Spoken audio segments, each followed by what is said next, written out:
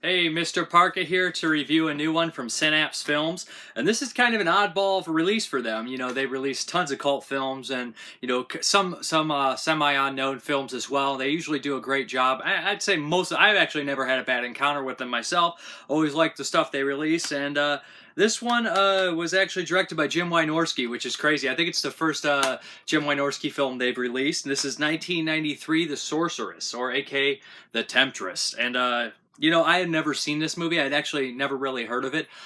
Jim Wynorski is a super prolific director. He has over 150 titles to his name. People will know him, especially from directing Chopping Mall, which is a huge favorite of his among fans. I think everybody loves Chopping Mall. He also did Ghoulies 4, Dinosaur Island, hundreds of movies. He's busy up to today. He's one of those directors that manages to survive no matter what. He's always fairly efficient and comes always probably under budget. Is that he's just one of those guys that is going to survive no matter what. And that is a very nice trait to have in the film business, from my understanding. But The Sorceress, this is basically 93, like I said, so it's one of those erotic thrillers that were very popular at the time, something you would catch late night on HBO or Skinamax, as they used to call it, and maybe, you'd hear your parents upstairs snoring and you'd flip to the channel and try to be quiet and watch it at a young age, or, the guy's up real late knocking some back and it comes on and he just watches it. This one is semi-softcore, not necessarily. It does have a plot and it does have production design and it is well produced, but it has some softcore moments. This is actually uncensored version, so there's a lot more sexy time in the movie. The cast is really what's a surprise here. It stars Larry Poindexter, who I'm not vastly familiar with. He looked very recognizable, but I believe it's from TV and things like that. But more genre actors that people will know: Eddie Albert from Galaxy of Terror, Linda Blair of Exorcist fame, Chain Heat, all sorts of things. Everybody knows Linda Blair. Michael Parks, who just had kind of a second coming in his acting life with Red State and Kill Bill and stuff like that. And he's a tremendous actor. And Julie Strain as well, which is also, she was kind of a sex icon, I guess I'll put. So those four kind of round out the cast. Also, Marshall, what is his name? I'm going to cheat here. I can't think of his name off the top of my head. William Marshall, who played Blackula, which was nice to see him pop up in here. I think, I don't know if I've ever seen him in anything else but Blackula and Scream, Blackula, Scream. So that's basically, we have a nice cast here with a lot of good-looking big-breasted women getting nude and having all sorts of sex scenes in here. There's full frontal male and full frontal female briefly for both of those.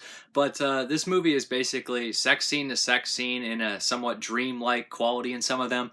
It's well lit. It's fairly well acted for the most part. It has nice lighting. It has nice camera work, like I said. It's not necessarily something that is my bag, but the film looks gorgeous.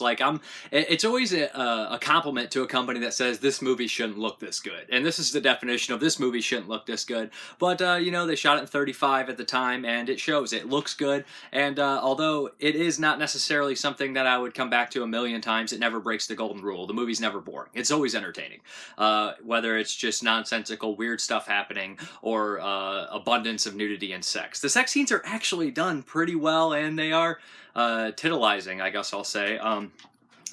The plot of the film follows Larry Poindexter, who is kind of unhappy with his wife, and she's some sort of witch. She does a spell on a coworker so he can move up into business. He doesn't like it. He has an argument. There's an accident. She dies. She haunts him years later, and he can't shake her. And there's these weird witch thing going on.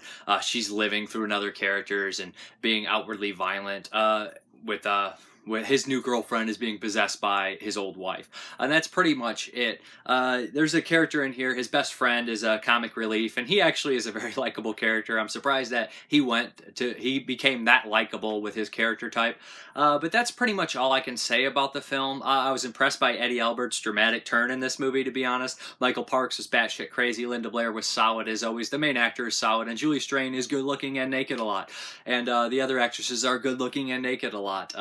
Those giant 90s boobs that are probably not real. But the special features on here contain two commentaries, one by Jim Wynorski himself, which is like a lesson. You basically all these nice things he gives you, like never shoot against a wall, always shoot to a corner because there's more depth, and it felt like I was actually learning something. The other commentary on here was shot at Cinema Wasteland with Tom Savini, and Tom Savini has no affiliation with the film. He just thought he'd shoot a commentary with Jim Wynorski, and it definitely is hilarious. They're having a couple of drinks, they throw in all these random anecdotes, and Tom Savini busts his balls a little bit, calling it, you know, a softcore porn flick, and just being nonsensical and off topic the whole time. It's very funny.